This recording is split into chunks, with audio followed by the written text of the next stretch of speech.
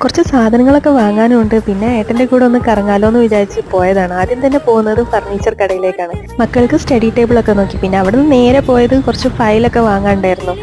ഋഷിക്ക് അവന്തിയേക്കും പിന്നെ പെൻസിൽ അങ്ങനത്തെ സംഭവങ്ങളൊക്കെ. അതൊക്കെ വാങ്ങിക്കഴിഞ്ഞ് നേരെ പോകുന്നത് നമ്മളെ തേങ്ങ പൊന്നുവില കൊടുത്ത് വാങ്ങാൻ വേണ്ടിയിട്ടാണ്. അവിടുന്ന് അതും വാങ്ങി നേരെ വീട്ടിലേക്ക് പോകാൻ നിന്നപ്പോഴാണ് മഞ്ചേച്ചീൻ്റെ വിളി വന്നത്. മക്കളെയും കൊണ്ട് ഞങ്ങൾ കറങ്ങാൻ പോയി. അപ്പം പിന്നെ എവിടെയാണ് പോയതെന്ന് ചോദിച്ചാൽ ഞങ്ങളും പോയിട്ടോ കടപ്പുറത്തേക്ക്.